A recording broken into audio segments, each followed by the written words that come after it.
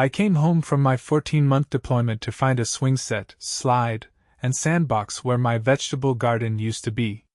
For a good 30 seconds, I stood at the edge of my property line, wondering if I'd somehow gotten the wrong address. But no, there was my single-story ranch house with its freshly painted blue shutters, the maple tree I'd planted when I first moved in, and the cobblestone pathway leading to my front door. Everything was exactly as I remembered it, except for the miniature playground that had materialized in my backyard while I was overseas. I dropped my duffel bag on the driveway and approached the metal monstrosity. The swing set gleamed in the afternoon sun, its yellow plastic seats swaying gently in the breeze. A red slide curved down into a pit filled with sand, and a small climbing wall stood on the opposite side. The whole thing sat atop what used to be my prize-winning tomato plants and herb garden. "What the hell?" I muttered, pulling out my phone to call my property manager. I'd hired Quentin Owens to look after my place while I was deployed with my Army Reserve unit. He was supposed to collect my mail, mow the lawn, and make sure no one broke in, not authorize a playground installation. The call went straight to voicemail. "Quinn, it's Quentin Owens. I'm back home, and there's a playground in my backyard that definitely wasn't there when I left. Call me back ASAP." I was still staring at the unwelcome addition when a high-pitched voice called out, "Oh, you must be the homeowner. Welcome back." I turned to see a woman in her 50s striding across my lawn as if she owned it. Her highlighted blonde hair was cut in what could only be described as the quintessential Karen style, a graduated bob with chunky highlights. She wore white capri pants, a pastel pink polo shirt, and a smile that didn't quite reach her eyes. "I'm Karen Winters, president of Sycamore Estates Homeowners Association," she said, extending a manicured hand. "I've been so looking forward to meeting you."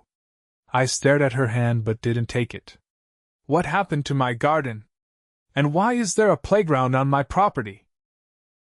Her smile faltered for just a second before returning, brighter and more forced. "Oh, this is just a wonderful community improvement project we voted on last summer. All the neighborhood children love it." "I never agreed to this," I said. "I've been deployed overseas for over a year."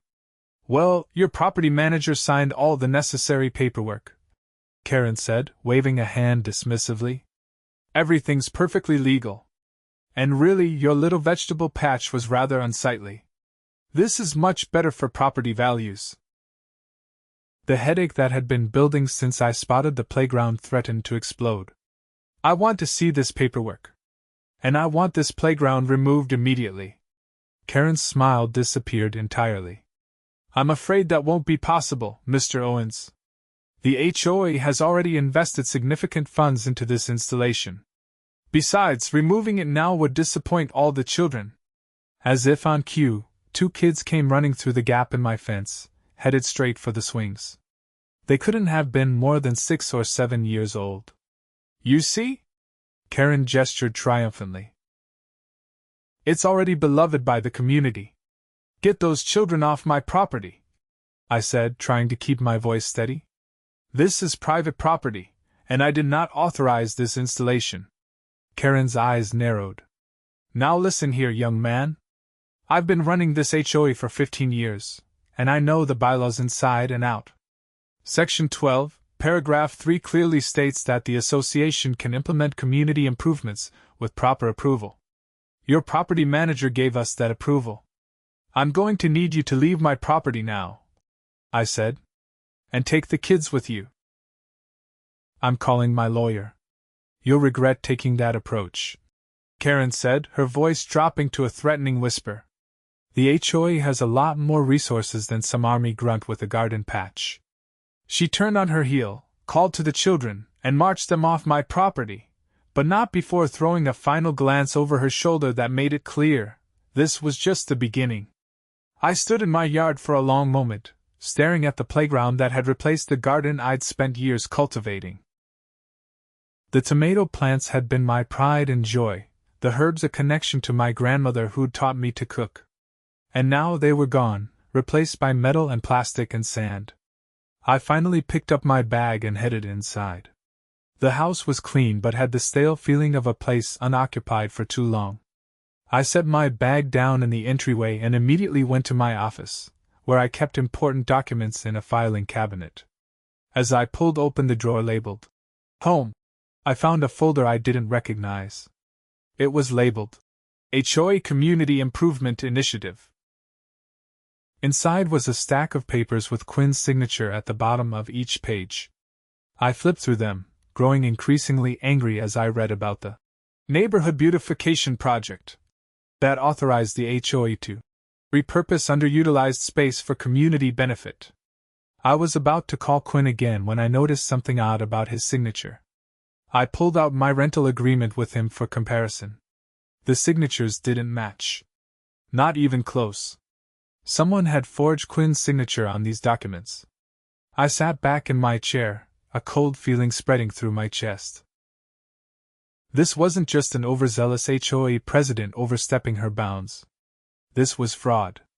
I reached for my phone again, but before I could dial, there was a knock at the door. When I opened it, I found a young woman in her 20s standing on my porch, looking nervous. "Mr. Owens?" she asked. "I'm Zoey Lambert. I live down the street. I saw you talking to Karen Winters earlier, and I thought you should know some things about our HOA. I hesitated, then stepped back to let her in. I think I could use all the information I can get right now. Little did I know that Zoe's visit would be the first domino in a chain that would expose corruption far beyond a simple playground dispute. Zoe sat across from me at my kitchen table, clutching a mug of the coffee I'd hastily brewed. She'd declined anything stronger, though I'd been tempted to reach for the bourbon hidden in my cabinet after the day I'd had. "I moved in about 2 years ago," she explained. "Right after you deployed, I think. Karen came by with a welcome basket and the HOA rulebook the day after I closed on my house." "I never got a welcome basket," I said. "Just monthly dues statements and occasional violation notices about my garden being non-standard." Zoe nodded. "The welcome basket is how she sizes you up. Decides if you'll be trouble or not." She took a sip of her coffee. "I guess she decided I wasn't a threat because she started inviting me to their little unofficial HOA meetings." "Unofficial meetings?" "Yeah. Not the ones in the community center where they follow Robert's rules of order and take minutes. These are at her house, with wine and cheese plates. Just her inner circle." I leaned forward. "And what happens at these meetings?" Zoe glanced toward the window, as if checking whether anyone was listening. "They decide which homeowners to target, how to manipulate property values, and where to allocate funds. But here's the thing, that playground wasn't voted on at any official meeting. Karen and her board just decided they wanted it, and they chose your property because I wasn't here to object," I finished. "Exactly. But it's worse than that. They've been doing this kind of thing for years. Remember the Johnsons on Maple Street? Their koi pond that violated drainage regulations? Karen had it filled in while they were on vacation, then charged them for the improvement. I vaguely remembered hearing about that controversy before I deployed. But how does she get away with this? Surely someone would have sued by now." Zoe set down her mug. "That's the genius part. Karen's husband is a real estate attorney. Anyone who pushes back gets buried in legal threats. Most people can't afford to fight, so they give up. Those who don't, well, they find reasons to move away pretty quickly. But forging signatures? That's criminal. I know. That's why I'm here." Zoe reached into her purse and pulled out a flash drive. "I've been documenting everything. Meeting notes, recorded conversations, photos of before and after improvements. I was planning to go to the police eventually, but I was scared. Then I saw you standing in your yard today, and I thought maybe with both of us." I took the flash drive, turning it over in my hand. "Why help me? You're putting yourself at risk." Zoe's expression hardened. "Because last month, they decided my front garden was too ethnic with its desert plants. I'm a botanist, Mr. Owens. Those plants were part of my research. They tore them out while I was at a conference, and replaced them with approved hydrangeas that died within a week because they weren't suited for the soil and climate. Then they billed me $500 for the improvement, and another $250 for landscaping neglect when the hydrangeas died. My jaw tightened. I'm sorry that happened to you. It's happening to everyone who doesn't fit Karen's vision of the perfect community. Zoey stood up. Check out what's on that drive. I've got to go before anyone notices I was here. Karen has people watching newcomers and problem homeowners. Watching? I frowned. Mrs. Peterson across the street? The one with the bird feeders? She reports to Karen about everyone's comings and goings. And Gary Willis 2 doors down? He's got cameras that supposedly watch his property, but are angled to see most of the street. I walked Zoey to the door, making sure no one was obviously watching from nearby houses. I'll look at this tonight and call you tomorrow. After she left, I plugged the flash drive into my laptop. What I found made my blood run cold. Zoey hadn't been exaggerating. There were spreadsheets tracking problem homeowners, including notes about their work schedules, vacation plans, and financial vulnerabilities. There were photos of properties before and after unauthorized improvements, along with documentation of the substantial fees charged afterward. And there, in a folder labeled Projects 2023, was a file called Owens Playground Initiative. I opened it to find detailed plans for my property, including a note that read, Subject deployed military reserve. Property manager Q. O'Neill reports minimal oversight. Ideal candidate for demonstration project. Estimated revenue from usage fees, $15,000 per year. They were planning to charge people to use the playground they built on my property without permission. And somehow, they expected to keep collecting that money. I was still processing this information when my phone rang. It was Quentin. Man, I'm so sorry I missed your call. How was the deployment? Are you back for good? Quinn. I cut him off. There's a playground in my backyard. There was a pause.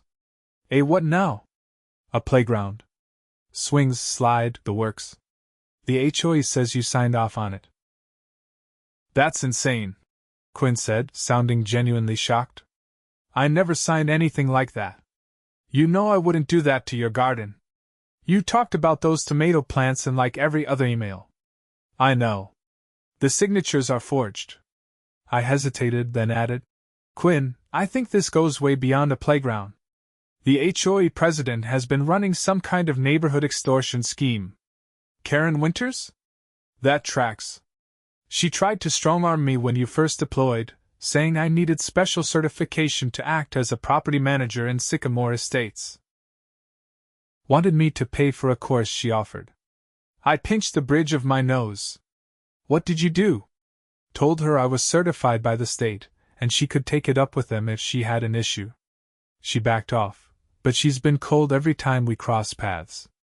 Listen, I need your help, I said.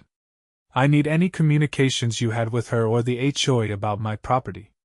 Emails, texts, letters, anything. Sure thing, Quinn agreed. I keep records of everything. I'll send it all over tonight. Are you planning to fight this? I looked out the window at the playground illuminated by the setting sun. Not just fight it, Quinn. I'm going to take her down. After hanging up, I went back to exploring the flash drive. There was a folder labeled Financial Records that contained what appeared to be the HOA's unofficial accounting. The numbers didn't add up. There were large sums going into accounts labeled only with initials, and project costs that seemed wildly inflated.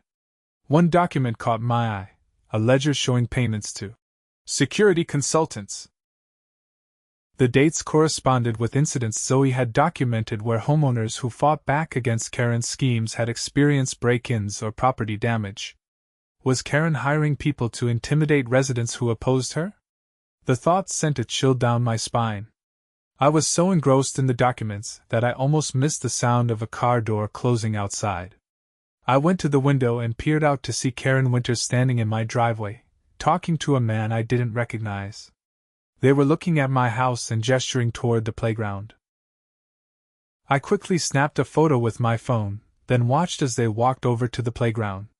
Karen handed the man an envelope, which he tucked into his jacket before they shook hands and parted ways. I needed evidence beyond Zoey's files. I needed to catch Karen in the act.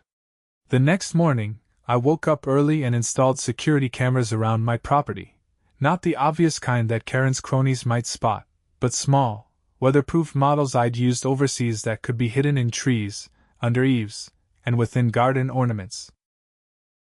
If anyone came onto my property without permission again, I'd have it on video. Then I made 3 phone calls, one to a lawyer specializing in real estate law, one to a private investigator recommended by my army buddy who now worked in law enforcement, and one to Zoey to arrange a meeting away from our neighborhood.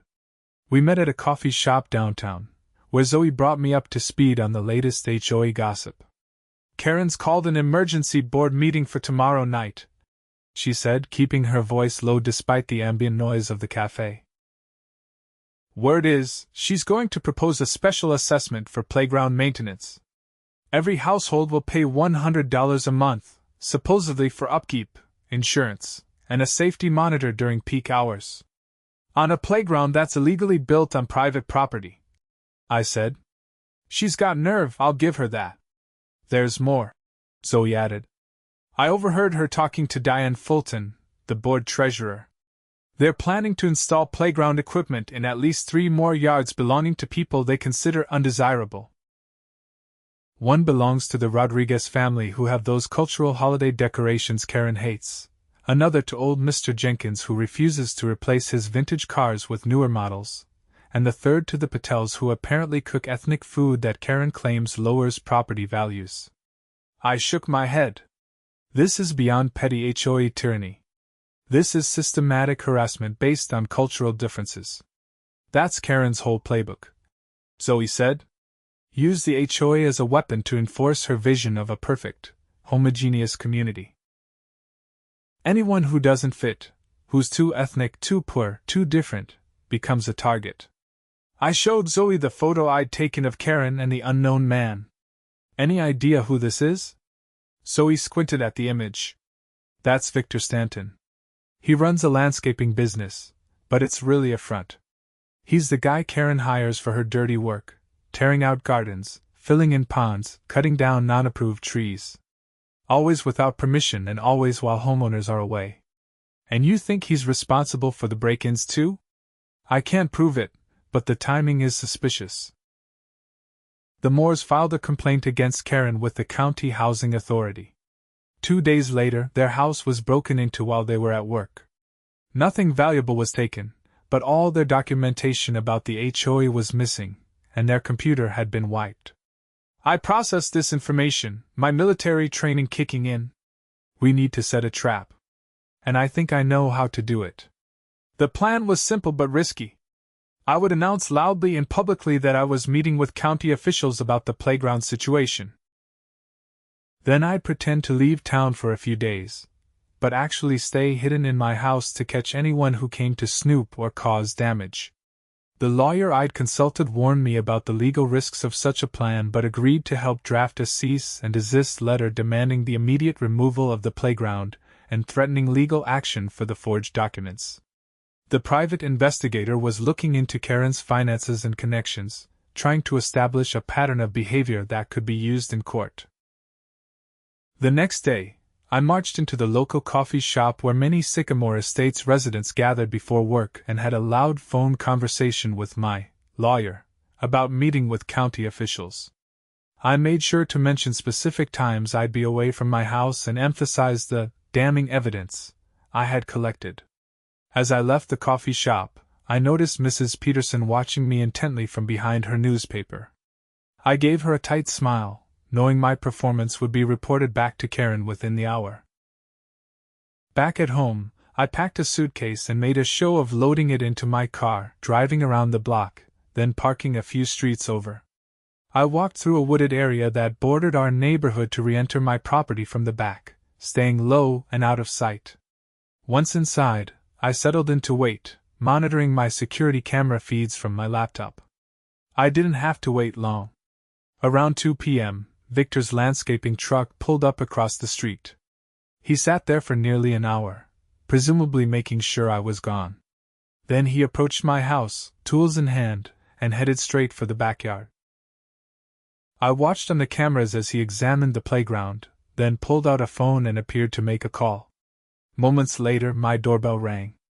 I switched to that camera to see Karen Winters standing on my porch, looking impatient. When no one answered, she used the key to unlock my front door. A key I had never given her. I texted Quinn. Karen Winters just used the key to enter my house. Did you ever give her one? His response was immediate. Hell no. Call the police. I already had 911 dialed but waited to hit send. I wanted to know what they were after. Through my security cameras, I watched as Karen and Victor moved through my house, Karen heading straight for my office while Victor stayed in the living room, seemingly on lookout. Karen rifled through my desk drawers, then moved to the filing cabinet where I kept my home documents.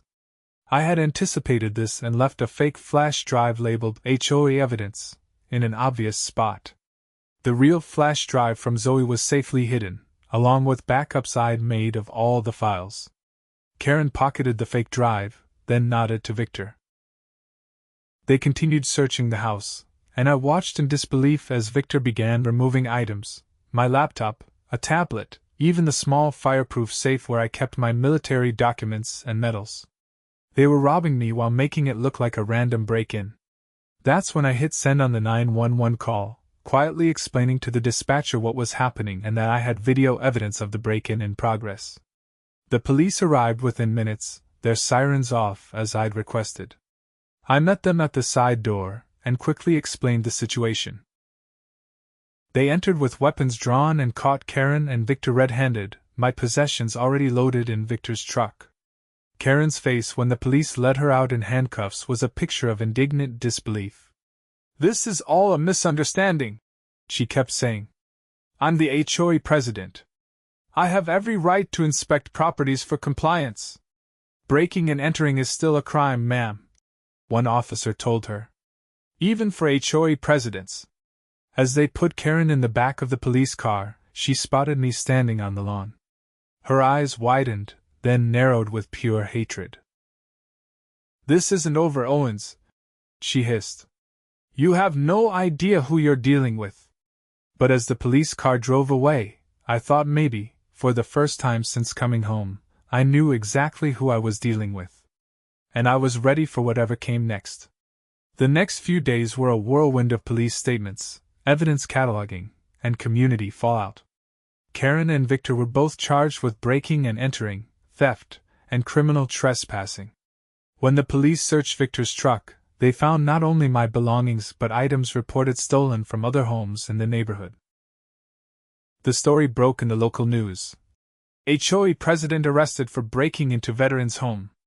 The headline was satisfying, but I knew Karen wouldn't go down without a fight. I was right. She was released on bail within 24 hours and immediately called an emergency HOA meeting. I attended, along with nearly every resident of Sycamore Estates. The community center was packed to capacity, with people standing against the walls and spilling out into the hallway. Karen took the podium, looking surprisingly composed for someone facing criminal charges. She wore a conservative blue dress and had her hair freshly styled, presenting the image of a respectable community leader. "Thank you all for coming tonight," she began. "I know there have been some troubling rumors circulating about me and about our beloved HOA.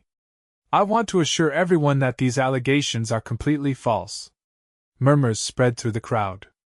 I remained silent, watching from the back of the room. "Mr. Owens, our recently returned military resident, has made some serious accusations against me. But what you don't know is that Mr. Owens has been in violation of multiple HOA regulations since before his deployment. The playground installation was a compromise solution approved by his property manager to avoid substantial fines. I felt eyes turning toward me, some sympathetic, others suspicious. As for the unfortunate misunderstanding at his home yesterday, I had reason to believe Mr. Owens was illegally subletting his property during his absence, another violation of our bylaws. I was simply performing my duty as HOA president to investigate potential violations. Mr. Stanton accompanied me as a witness for my safety. The audacity of her lies was breathtaking. But I had anticipated this. I stood up slowly. "May I respond to these allegations, Madam President?" I asked, my voice carrying across the suddenly quiet room. Karen's smile tightened. "We typically don't allow non-board members to speak during emergency sessions, but in the interest of transparency, I'll allow 2 minutes." I walked to the front of the room, nodding to familiar faces as I passed.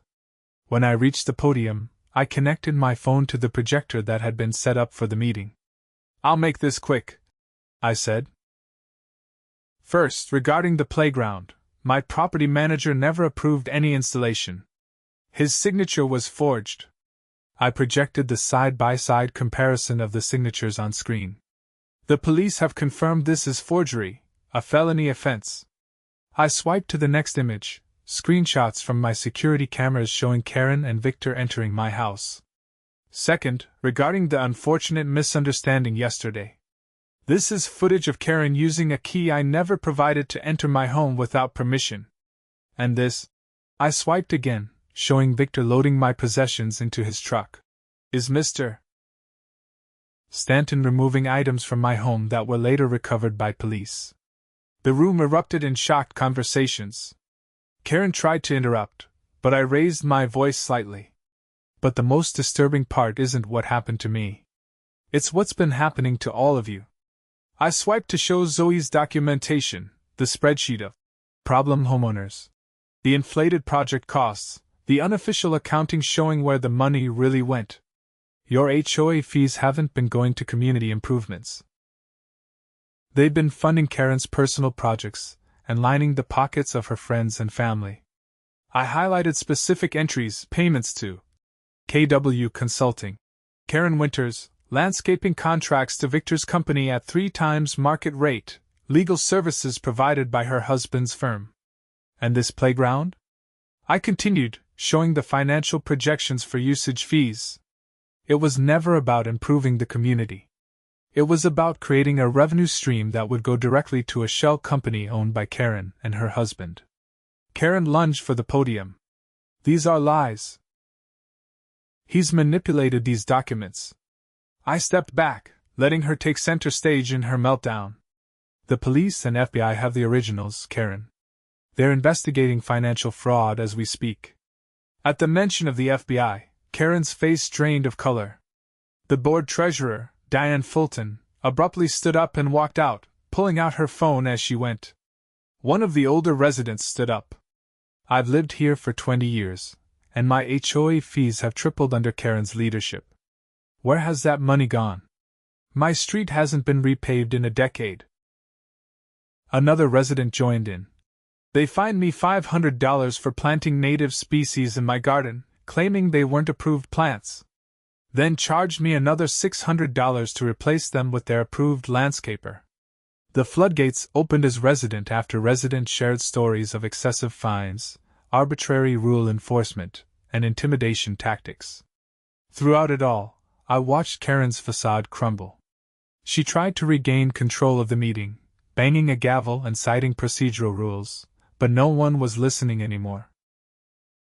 The community she had manipulated for years was finally seeing her for what she was. As the meeting descended into chaos, I quietly left the podium and walked out. My part was done. The truth was out there now, and the community would handle the rest. Outside the community center, I found Zoey waiting by her car. "How did it go?" she asked. I smiled. "About as expected. Karen's denying everything, but the evidence speaks for itself. I think her reign is over." "So what happens now?" "To the HOA, I mean. There will be emergency elections for a new board," I said. "Hopefully someone with integrity will step up." Zoey looked thoughtful. "Maybe I will. Someone needs to make sure this never happens again." I nodded. "You'd have my vote."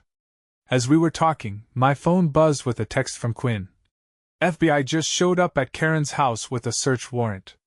Her husband, too. Something big is happening. I showed the message to Zoey. Looks like this goes deeper than even we thought.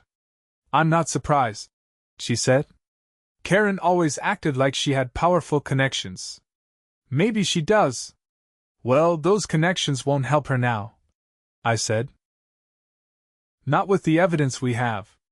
What I didn't know then was that the playground dispute had just cracked the surface of a criminal enterprise that extended far beyond our neighborhood, involving municipal corruption, money laundering, and a web of fraudulent HOAs across 3 counties. But that night, standing in the parking lot with Zoey as Karen's carefully constructed world began to collapse, I felt a sense of justice I hadn't experienced since returning home. My garden was gone, but something more important had taken root, a determination to restore my community to the people who actually lived there. Over the next few weeks, the full extent of Karen's criminal activities came to light. The FBI investigation revealed that she and her husband had been using HOAs across the county as fronts for money laundering operations. The excessive fees, special assessments, and fines weren't just petty tyranny, they were part of a sophisticated financial fraud scheme. The playground on my property turned out to be just one small piece of a much larger puzzle. Karen had been systematically targeting properties of deployed military personnel, elderly residents, and families she deemed undesirable, often minorities or immigrants, for these improvement projects. The projects served dual purposes. They allowed her to funnel HOA money to contractors who kicked back portions to her shell companies, and they helped drive out homeowners who didn't fit her vision of an ideal community. My security camera footage, combined with Zoey's meticulous documentation and the financial records seized from Karen's home, provided prosecutors with overwhelming evidence. Karen, her husband, Victor, and several board members were indicted on multiple felony counts, including fraud, money laundering, forgery, and conspiracy. In the aftermath, our community held emergency elections for a new HOA board. Zoey ran for president on a platform of transparency, accountability, and community input. She won by a landslide, becoming the youngest HOA president in Sycamore Estates history. Her first official act was to form a committee to review and revise the HOA bylaws, eliminating the provisions Karen had exploited and adding checks and balances to prevent any future president from accumulating so much power. As for my property, the court ordered the playground to be removed and my garden restored at the HOA's expense. But when I surveyed the churned-up soil where my tomatoes had once grown, I had a different idea. I called Zoey and proposed turning a portion of my backyard into a community garden, one that would be open to all residents who wanted to grow vegetables or flowers, with a special focus on native plants and teaching children about gardening. "Are you sure?" she asked. "After everything that happened, you want to share your space with the community?" "The problem was never the community," I said. "It was Karen using the community as a weapon.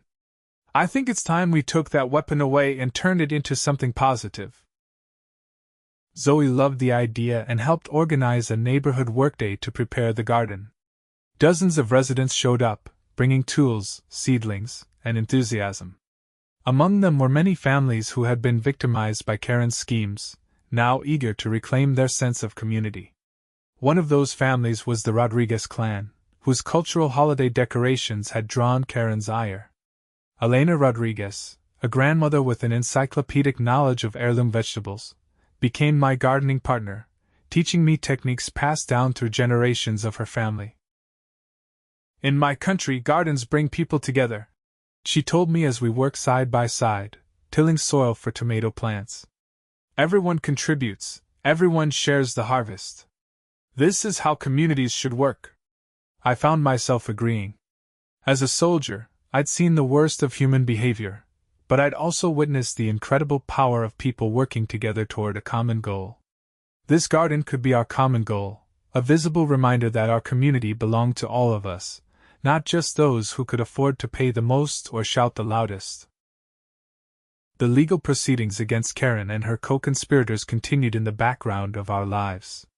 Every few weeks, there would be a new development, additional charges filed, new defendants named, plea deals negotiated.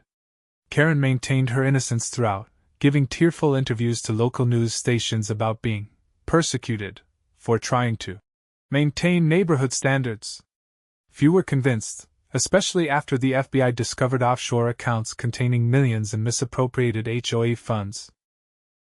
The money trail led to similar schemes in other communities, all using the same playbook: take over the HOA board, change the bylaws to concentrate power, then use that power to extract maximum financial benefit while driving out undesirables. 6 months after my return home, I received a call from the prosecutor handling the case. "Mr. Owens, we'd like you to testify at Karen Winter's trial," she said. "Your evidence was the key that unlocked this entire investigation, and your testimony would help the jury understand how her schemes affected real people." I agreed without hesitation. When the trial date arrived, I took the stand and told my story, about coming home from serving my country to find my property altered without permission, about the forged signatures and break-in, about the targeted harassment of vulnerable homeowners. Karen sat at the defense table, her once immaculate appearance now subdued in a conservative suit, her highlighted hair grown out to show gray roots. She avoided my gaze throughout my testimony, scribbling notes to her lawyer instead. During cross-examination, her attorney tried to paint me as a disgruntled homeowner with a vendetta, suggesting I had doctored evidence and manipulated timestamps on the security footage. "Mr. Owens," he said, "isn't it true that you were bitter about HOA violations from before your deployment, and concocted this elaborate story as revenge against my client?" I looked directly at Karen as I answered. "Sir, when I was deployed, I witnessed people risking their lives for the chance to have the freedoms we take for granted here. The right to live in peace in your own home.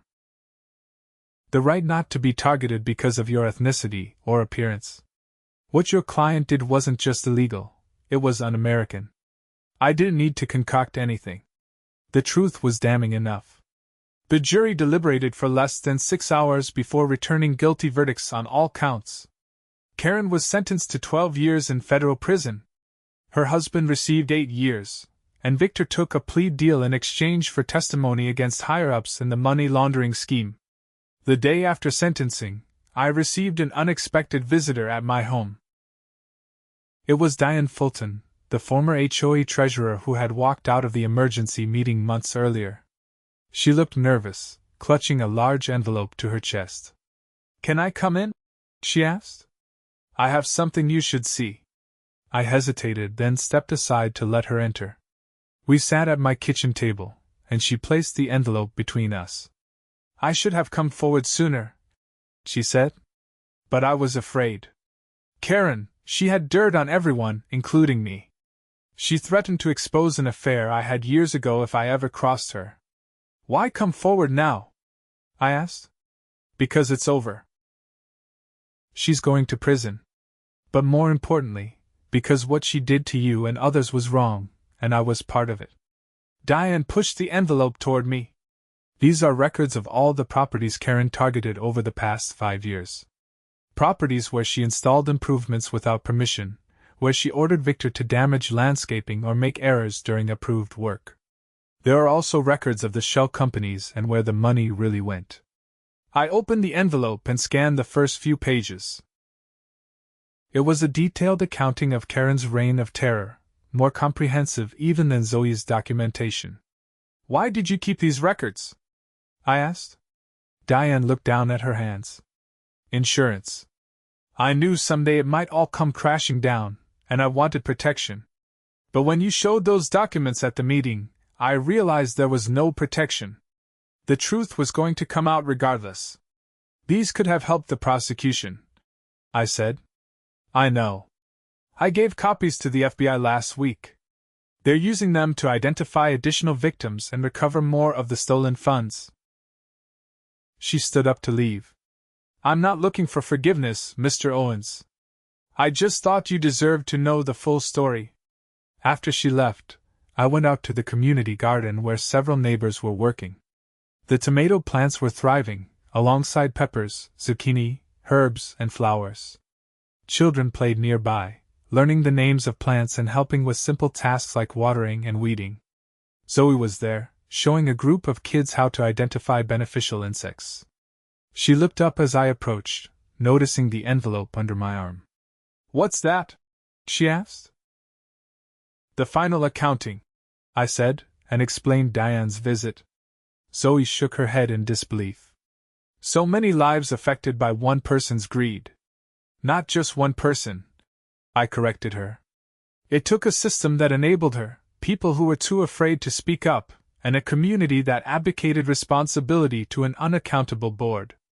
Which is why what we're doing now matters," Zoey said, gesturing to the garden around us.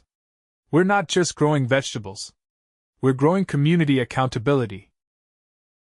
I looked around at my neighbors working together, sharing tools and knowledge, helping each other. This was what a real community looked like, not the sterile, controlled environment Karen had tried to create, but a messy, diverse, collaborative space where everyone contributed and everyone benefited. The playground that had started it all was long gone, replaced by rows of vegetables and flowers. But it had served its purpose, cracking open a corrupt system and making room for something better to grow. 1 year after my return home, we held a harvest festival in the community garden. Tables loaded with fresh produce lined the perimeter, and children ran between the rows, playing hide-and-seek among the towering sunflowers. Quinn was there, helping to grill vegetables for the community meal. He'd become a regular volunteer in the garden, discovering a talent for cultivation he hadn't known he possessed. "Never thought I'd enjoy playing in the dirt this much," he admitted as we worked side by side, preparing food for our neighbors. "Turns out property management was just my gateway drug to full-blown gardening addiction." I laughed. "Careful, or you'll end up like me, unable to walk through a garden center without buying just one more tomato variety." "Speaking of additions," Quinn said, lowering his voice, "have you asked Zoey out yet? You two have been dancing around each other for months." I felt my face warm, and not from the grill. "It's complicated. We work together on the garden and the HOA reform committee. I don't want to make things awkward if she doesn't feel the same way." Quinn rolled his eyes. "For a guy brave enough to take on a corrupt HOA empire, you're being remarkably cowardly about asking a woman to dinner." Before I could respond, Zoey appeared with a tray of herbs for the grill. "What are you two whispering about?" she asked, her eyes twinkling with curiosity. Quinn gave me a pointed look before excusing himself to help Elena Rodriguez with the corn roast. Zoey and I worked in comfortable silence for a few moments before I gathered my courage. "Would you like to have dinner sometime?" I blurted out. "Not a garden committee dinner or an HOA meeting. Just dinner. The two of us." Zoe's smile spread slowly across her face. "I thought you'd never ask. I've been waiting for months." "Months? Why didn't you say something?" "I figured you had enough on your plate with the legal battle and rebuilding your life here. I didn't want to add any pressure." She brushed a strand of hair from her face, leaving a smudge of soil on her cheek. "Besides, I've enjoyed getting to know you as a friend first. That's important." I reached out and gently wiped the soil from her cheek. "It is important. But I'd like to know you as more than a friend, if you're interested." "Very interested," she said, and the warmth in her eyes told me everything I needed to know. As the festival continued around us, I reflected on the strange journey that had brought me to this moment. I had come home expecting to quietly resume my life, tend my garden, and readjust to civilian existence. Instead, I'd found myself at the center of a community uprising against corruption, forging new friendships and now, potentially, something more with Zoey. The playground that Karen Winters had built on my property without permission was long gone, but what had grown in its place was far more valuable, a true community built on mutual respect, shared purpose, and genuine connection. As evening fell, lanterns were lit around the garden, casting a warm glow over the gathering. Someone brought out a guitar, and soon music filled the air. Neighbors who had once barely acknowledged each other's existence now sat together, sharing food and stories. I found myself standing at the edge of the garden, taking in the scene, when Elena Rodriguez approached me with a small potted plant. "For you," she said, pressing it into my hands. "It is a cutting from a tomato plant my grandmother brought from the old country. Very special, very sweet. It grows best when shared." I accepted the gift with gratitude. "I'll take good care of it." Elena patted my arm. "I know you will. You understand that gardens need tending. So do communities." She nodded toward where Zoey was teaching children a dance. "And relationships too, yes?" I smiled. "Yes, I'm beginning to understand that very well." As Elena moved on to share her wisdom with other neighbors, I looked down at the small plant in my hands. From this tiny beginning, something substantial would grow, just as a single act of standing up to injustice had grown into a community transformation. The HOA still existed, but under Zoe's leadership, it had been reformed into a truly representative organization that served the community rather than controlling it. The bylaws had been rewritten with input from all residents, emphasizing community enhancement over restrictive regulations. Meetings were now well attended, with lively debates and collaborative decision-making. Karen Winters and her co-conspirators were serving their sentences, and the FBI had used their case to launch investigations into similar schemes across the country. The playground dispute that had started it all had exposed a nationwide pattern of HOA fraud targeting vulnerable homeowners. As for me, I had found my place in this community in a way I never had before my deployment. My military training had prepared me to fight for what was right, but it was here, in this garden, surrounded by neighbors who had become friends, that I truly understood what I had been fighting for. The right to come home. The right to plant seeds and watch them grow. The right to build something positive with others who share your values, if not your background or beliefs. Zoey finished her dance and walked toward me, her face flushed with exertion and happiness. "What are you doing standing over here all alone?" she asked. I showed her Elena's gift. "Contemplating new growth." Zoey leaned against my shoulder, a gesture that felt both new and completely natural. "I like the sound of that." Together, we rejoined the celebration, moving from group to group, connecting with neighbors who had become an unexpected but welcome part of my homecoming story. As the night wound down and people began to drift home, Zoey and I found ourselves alone in the center of the garden. The full moon illuminated the rows of plants, creating a silver-blue landscape that seemed magical in its quiet beauty. "I never thanked you properly," I said, taking her hand. "For what?" "For having the courage to knock on my door that first day. For showing me I wasn't alone in fighting back. For helping turn something negative into all of this." I gestured to the garden around us. Zoey squeezed my hand. "And I never thanked you for giving me a reason to finally stand up to Karen. I had all that evidence but was too scared to use it until you came home. I guess we helped each other find our courage," I said. "That's what good neighbors do," Zoey replied. "And good friends." "And maybe more than friends?" I asked, drawing her closer. Her answer was a kiss that tasted of summer herbs and new beginnings.